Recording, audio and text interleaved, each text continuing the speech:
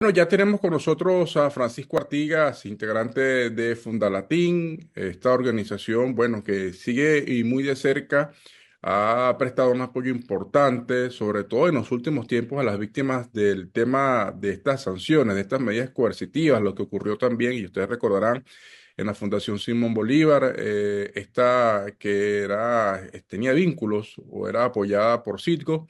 Y bueno, muchos elementos que comentar con usted, pero bueno, hablando, quería preguntarle su reacción sobre lo que ha sido este escándalo reciente, ¿no?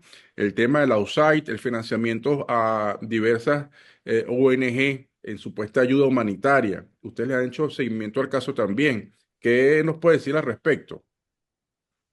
Sí, es un caso, si se quiere, se puede calificar como patético, como ciudadanos venezolanos por interpuestas personas jurídicas denominadas organizaciones no gubernamentales o asociaciones civiles, que tienen la forma de asociaciones civiles, han venido recibiendo dinero para conspirar contra la forma política del Estado venezolano mediante el financiamiento de estados o potencias extranjeras.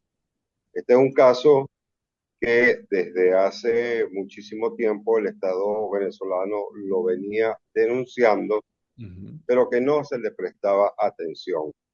Fue necesario que el señor Donald Trump emprendiera una arremetida de venganza contra la USAID para que salieran a la luz todas estas denuncias que hacía el Estado venezolano, que hacíamos muchísimos ciudadanos venezolanos sobre ese financiamiento oscuro, conspirativo contra nuestra forma de gobierno, contra nuestra república, de parte de algunas organizaciones que recibieron dinero, además de los grandes hechos de corrupción que han sido develados a través de estas denuncias y a través de las acciones del señor Donald Trump.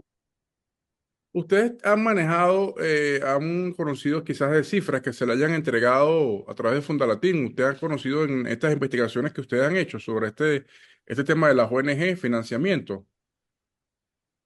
Mire, no conocemos porque realmente no somos una organización que se encarga de investigar a otras organizaciones del mismo tipo, pero sí conocemos, realmente conocemos que hay financiamiento de grandes cantidades de dólares, por decirlo menos, millones de dólares que han sido entregados a esas organizaciones no gubernamentales que se han utilizado tanto para alimentar el ego como para alimentar conspiraciones en contra del Estado venezolano, para financiar procesos electorales, para financiar campañas electorales de partidos políticos, visto que nuestra ley de partidos políticos prohíbe a todo evento el financiamiento de organizaciones políticas a través de potencias extranjeras, a través de países,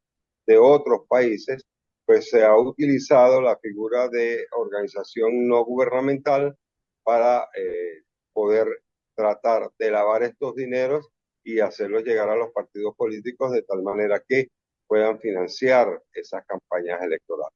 ¿Ustedes están de acuerdo con que, digamos, se rindan cuenta el tema de las ONG, que se pueda rendir cuenta sobre el origen, el destino de los recursos que reciben las ONG? Por ejemplo, en el caso de Venezuela ya usted ha dicho, ¿no? Que se ha adelantado todo un marco legal para que esto sea de manera transparente. Por supuesto, nosotros tenemos un manejo financiero y contable transparente. No recibimos financiamiento de ninguna organización extranjera y tenemos nuestros libros contables a la vista de quien quiera revisarlos, sobre todo si son instituciones del Estado, como lo son el Ministerio de Interior y Justicia, que es uno de los organismos que según la ley es el encargado de verificar el manejo lícito de los fondos que manejan las organizaciones no gubernamentales. Nosotros no nos manejamos con donaciones extranjeras, por lo tanto, tenemos esos libros abiertos y estamos totalmente de acuerdo en rendir cuenta como lo debe hacer cualquier ciudadano venezolano. Todos tenemos las obligaciones de rendir cuentas ante la población, ante la ciudadanía, sobre nuestras actividades y sobre los manejos de nuestras finanzas. Ahora, Total y absolutamente de acuerdo. en el caso de Fundalatín, ¿cómo ha venido viendo la evolución del tema de las afectaciones con motivo de las medidas coercitivas, el trabajo que ustedes han hecho a lo largo del tiempo, ¿no? Sobre todo la afectación que ha tenido. ¿Qué nos puede decir al respecto? ¿Qué se ha manejado? Sí, bueno, nosotros manejamos números muy generales y para ello es preciso citar a un señor llamado Jeffrey Sachs, que por allá por el año 2021 venía hablando de que las sanciones habían ocasionado 40.000 muertos al país a través de falta de atención médica y otra serie de circunstancias. Nosotros hemos manejado también un 100 por número que nos ha servido para denuncias por ante la Corte Penal Internacional por la falta de financiamiento ¿Qué que les... número, qué número manejan ustedes? Usted ha dicho esa cifra que se ha manejado de 40.000 muertos por fallecidos producto de las sanciones. ¿Qué cifras generales puede maneja Nosotros Fundalatín? manejamos cerca de 100 denuncias ante la Corte Penal Internacional, que es un número importante porque eran niños que pudieron haber vivido, que pudieron haber resuelto sus problemas de salud a través del financiamiento que hacía la psíquico a través de la Fundación Simón Bolívar y que dejaron de hacerse por instrucciones de estos mismos ciudadanos que ahora son acusados de recibir ingentes cantidades de dinero para el financiamiento tanto de las campañas políticas como de la corrupción propia. Es decir, Esta, ya usted, esos 100 casos han sido documentados ante la Corte Penal Internacional de casos de afectación, estamos hablando. por supuesto, ¿no? Todos los casos ante la Corte Penal Internacional deben ir plenamente identificados y documentados con todo el acervo probatorio que debe acompañar a cada uno de estas denuncias. ¿A quién responsabilizan en estas denuncias que hacen ante la Corte Penal Internacional y qué acciones legales ustedes esperan que tome la CPI? En específico, bueno, a la dirigencia en general de la oposición, como a la dirigencia de CICO y de la Fundación Simón Bolívar, que fueron los que negaron la, el financiamiento que ya estaba previsto, que ya estaba presupuestado. Importante. ¿Qué otros casos, aparte de estos de la Fundación Simón Bolívar, de estos 100 casos que ya usted ha planteado a manera general, ustedes han hecho seguimiento sobre afectaciones, por ejemplo, en el caso de Venezuela? No sé si han manejado el tema de servicios públicos, por ejemplo, el tema de insumos para pacientes oncológicos, tratamientos de alto costo. ¿En qué otros ítems de esta investigación ustedes han precisado? Sí, sobre todo en los problemas del sistema de salud relacionados con los niñas, niños y adolescentes que cuyo tratamiento se ha dificultado, que hemos tenido que buscar auxilio en otras fuentes financieras para ayudarlos. Son bastantes los casos que a través de Fundalatin se han logrado resolver tratando de que otras instituciones del Estado puedan y logren eh, el suministro de medicamentos y de incluso tratamientos médicos costosos que en aquella oportunidad venían siendo financiados por la Fundación Simón Bolívar y que ahora pues hay que intentar distintas fuentes de financiamiento, buscar distintas fuentes de financiamiento de parte de otras instituciones del Bien, Quería también, bueno, además usted es conocedor muy al detalle de esta materia.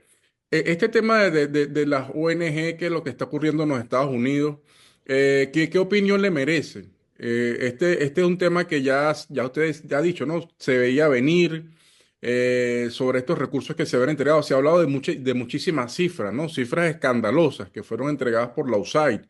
¿Cómo se debe regular esto internacionalmente, el funcionamiento y el financiamiento de las ONG?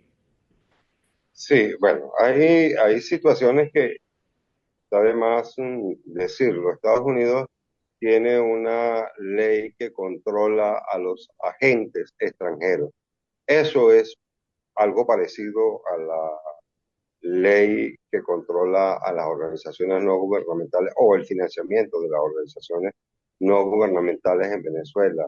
En Georgia acaba de haber una situación política bien complicada precisamente por el control legal que se le impuso a estos agentes extranjeros y, en fin, todo el mundo tiene la posibilidad, los que no tienen leyes aún sobre la que rija la materia, tienen la posibilidad, en virtud del principio de soberanía, de controlar a estas organizaciones que han venido siendo utilizadas como factores de ataque político, de guerra política, como parte de la guerra de cuarta generación. No lo puedo hacer a través de financiamiento directo, entonces busco interpuestas personas, personas eh, jurídicas, por supuesto, las personas naturales que las dirigen, que se prestan a conspiraciones, que se prestan a ataques y a daños al país. Este financiamiento que se hizo a partidos políticos, a dirigentes políticos y a organizaciones no gubernamentales venezolanas se hizo con la finalidad de causar daño a las instituciones. Tanto así que hemos podido demostrar que el tratamiento de salud de muchos ciudadanos venezolanos fue paralizado en concreto, pero hay otros sinnúmeros que no hemos logrado determinar con precisión que también han sufrido. Tal es el caso de las deficiencias en los hospitales, tal es el caso de la deficiencia en los servicios públicos que se ha visto disminuida y es de percepción a la vista común esa disminución de esos servicios.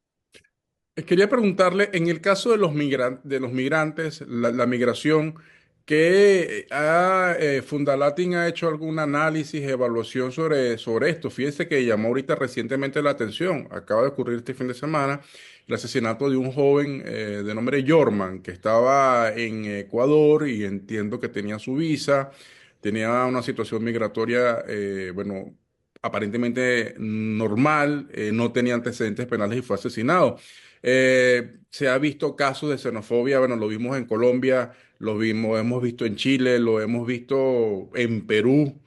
¿Qué análisis tiene Fundalatín sobre esto? ¿Se ha logrado determinar desde Fundalatín que estas son acciones o parte de una política sistemática de algunos gobiernos en componenda con sectores de oposición en Venezuela? Sí, yo pienso que es sistemático realmente el llamado al odio. Primero se creó un miedo exacerbado al inmigrante. En primer lugar, los acusaban de querer quitarle el trabajo a los nacionales de los países donde emigraron.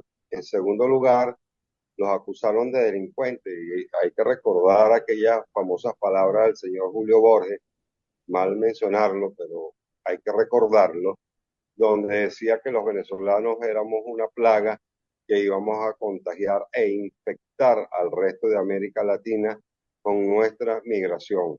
Eso es parte de una campaña sistemática de odio, de miedo hacia el migrante venezolano. El venezolano nunca fue migrante, el venezolano es receptor de migración y un receptor bien peculiar porque le dio todas las oportunidades a quienes recibimos en este país desde 1946. Nosotros estamos recibiendo migrantes en forma masiva después de la Segunda Guerra Mundial, los recibimos y le dimos una acogida como hermanos, como ciudadanos del mundo, pero en campañas de odio, en campañas de pretendiendo hacer valer una aparente ciudadanía que establece derechos prioritarios y privilegiados para los nacionales de un país en contraposición con los derechos de quienes no han adquirido esa ciudadanía, pues se ha sembrado el odio, se ha sembrado mediante la mentira, mediante la creación del miedo, un cierto temor a la actividad que podamos desplegar los ciudadanos venezolanos. Se llevaron ciertos ciudadanos que practicaban delincuentes, que pertenecen a grupos de delincuencia organizada en el país, que hicieron mucho daño, cierto, para tratar de convalidar esa tesis del venezolano como delincuente. Todo esto fue financiado con los mismos fondos que se le han entregado a esas organizaciones no gubernamentales y a esos presuntos o pseudo líderes políticos que fueron a hacer campaña contra el ciudadano venezolano, ya más que contra el Estado, contra el ciudadano venezolano, contra el migrante venezolano, campaña que ha dañado mucho y que ha creado en ciudadanos de otros países miedo al venezolano, miedo al migrante venezolano, venezolano que se fue precisamente porque se había causado un daño económico al país, que se fue como migrante económico a tratar de suplir las necesidades que en aquel momento no se pudieron suplir en el país porque las condiciones económicas fueron de Venezuela fueron destrozadas, fueron diezmadas, dadas las sanciones económico-financieras que nos fueron impuestas. Doctor, quería ya para cerrar preguntarle, no sé si ya como a título personal o como Funda Latín, se viene una reforma constitucional. ¿Qué elementos, además usted como fundador de Funda Latín, marca la expresión, cree que se puede reforzar sobre el tema de la fiscalización si es que es necesario que se refuerce esto? Por ejemplo, le pregunto, desde los elementos que va a debatir la reforma constitucional, ¿habría a su juicio algún elemento que puede reforzarse sobre el tema de financiamiento, fiscalización de las ONG? Sí, yo creo que dentro de esta constituyente que está llamando el presidente de la República, se debe hacer una parte sobre la soberanía del Estado venezolano. La soberanía en lo político, la soberanía en lo económico y la soberanía en lo financiero. Al reforzarse esta soberanía en lo económico y en lo político, por supuesto quedaría reforzada eh, la actividad o la lucha contra actividades que se desvíen del verdadero sentido de las organizaciones defensoras de los derechos humanos, que han sido utilizadas para, lejos de favorecer los derechos humanos, hacer daño al ser humano, hacer daño a la persona humana, hacer daño al ciudadano que se encuentra en el extranjero, incluso a los ciudadanos nacionales, al atacarse las posibilidades de ascenso económico que venía y que ha tenido el venezolano en todos los tiempos. Bueno, muchas gracias, profe, muchas gracias.